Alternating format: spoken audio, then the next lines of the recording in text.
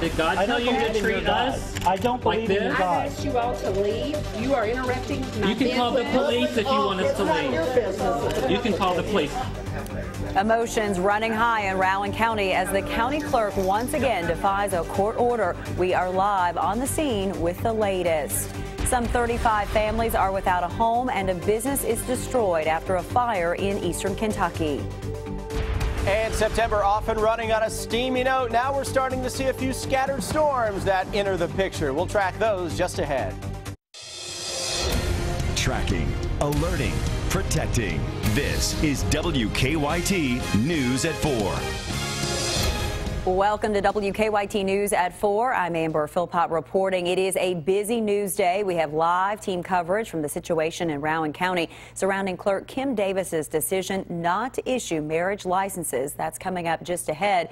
But first, take a look. This is a live picture of downtown Lexington. That heat and humidity, it continues to take over the bluegrass for the next few days, and this could lead to a slight chance of some storms for us. Let's check in now with Chief Meteorologist Chris Bailey. Hi, Chris. Hi, Amber. Yeah, certainly feeling the part of late summer out there across the region today. So if you were missing out on summer, we've got it for you.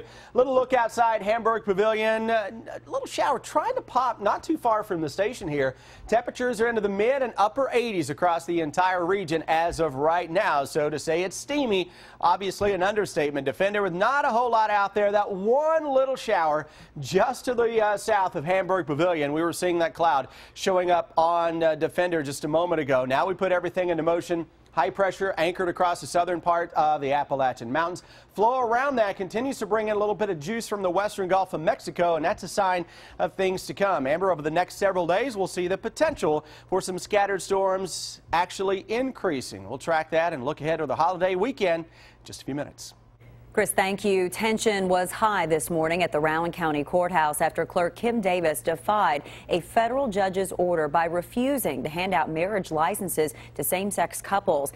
As you might imagine, this caused quite a showdown inside the Rowan County Courthouse with arguing between Davis and the couples trying to get those licenses. WKYT's Sam Dick is live now in Rowan County and has details on this morning's confrontation as well as the protests that are continuing this afternoon. Sam?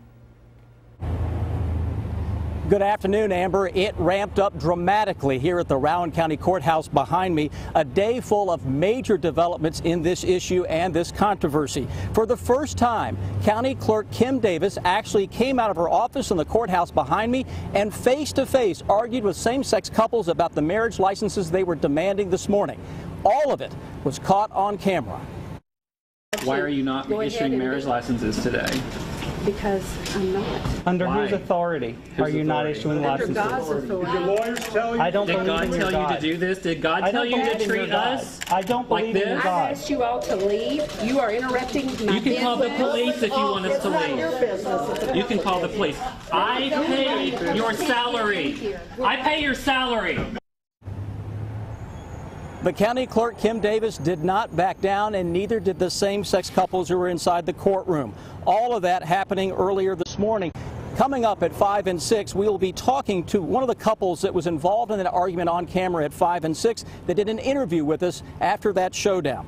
Now, I mentioned some key developments today. Of course, as we've just reported, County Clerk Kim Davis refused once again to issue any marriage licenses. She's been doing that since June. A federal judge's deadline had passed last night. Then, two gay couples filed a motion to hold Davis in contempt of court before Judge David Bunning. And then a hearing was set for this Thursday in Ashland before Judge Bunning. The motion asks that Davis be fined but not given jail time. That, of course, is up to Judge Bunning. Again, that will happen this Thursday. Davis is required to meet with him face-to-face. This is attracting a tremendous amount of attention, as you can imagine, statewide, but also nationally. It's become a bit of a circus atmosphere. Victor Puente has more, and he continues our top story team coverage on that aspect of it. This crowd has changed throughout the day as some protesters leave, others arrive. They've been peaceful, but they're divided on what should happen to County Clerk Kim Davis. What do we want? Equality! When do we want it? Now! Praise God, praise. The chanting and singing started early this morning, even before Davis once again refused to issue marriage licenses to several same-sex couples. Those gathered here say they're standing for what is right. This lady should not be having to endure the persecution that she's having to endure. We're here for equality, we're here for equal rights, and we're here for the love that we all have in our hearts. This isn't the first time opposing crowds have gathered at Davis's office, but it may be one of the last. On Thursday, she and her staff will be in front of a federal judge. We're hoping that she finally gets told for once and for all that there's no more excuses. She loses her job or she does it. I would hope that Judge Bunning comes to his senses and realize that this is a religious liberty issue. The Rowan County Sheriff's Office has been keeping an eye on this crowd. They tell me most of the people here are local and they're well behaved, but they also know that the attention this case has received could cause the crowd to continue to grow. In Rowan County, Victor Puente, WKYT. This is a live picture of the front of the Rowan County Courthouse. Several hundred people were here earlier this morning, both inside and outside the courthouse. But as you can see, that has dwindled down to a trickle, several dozen, mostly protesters of Kim Davis out there right now, but also a few supporters of Kim Davis and what she stands for. Much more to come from Moorhead and the Rowan County Courthouse, as this issue is not cooling off. Maybe the crowd is trying to cool off with this hot weather, but the issue is only heating up with that hearing coming up in Ashland in federal court. Amber, for now, this is our live coverage. Back to you. Sam, thank you. Certainly it is going to continue. We appreciate that, and we're going to be tracking these latest developments in Rowan County throughout the rest of the evening. Well, the Jackson County coroner has been called to the scene of a shooting in the Sand Gap community. Kentucky State Police and the Jackson County Sheriff's Office were both called for a reported shooting on Chestnut Flat that happened about 1 o'clock. There's no other information has been released at this time. We're going to have an update for you coming up on WKYT News at 5.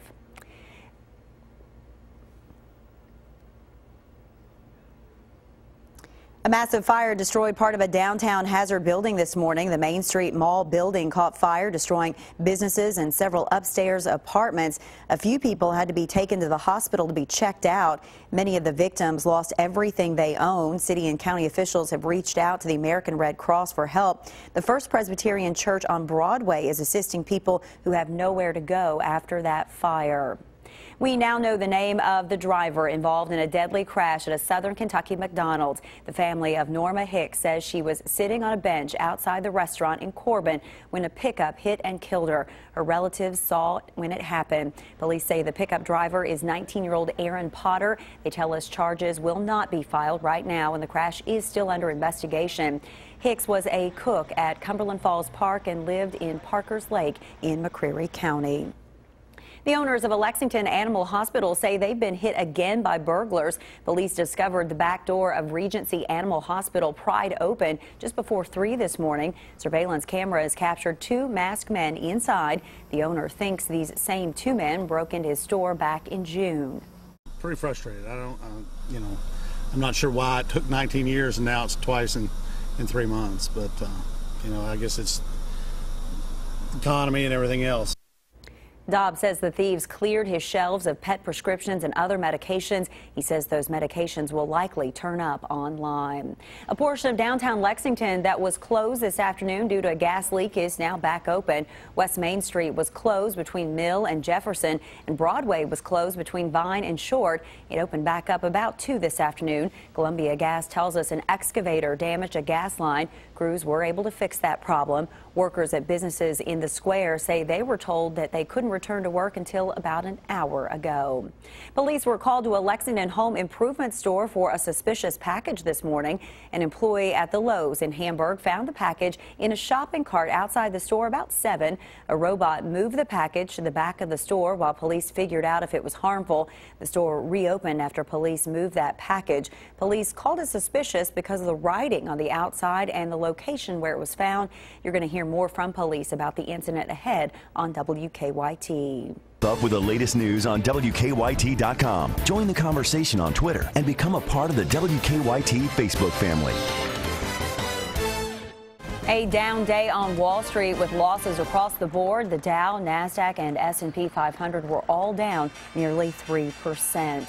Fans of Kentucky's signature liquor get excited for the 8th year in a row. Governor Beshear has declared September to be Bourbon Heritage Month. The announcement comes on the heels of the governor's final year in office.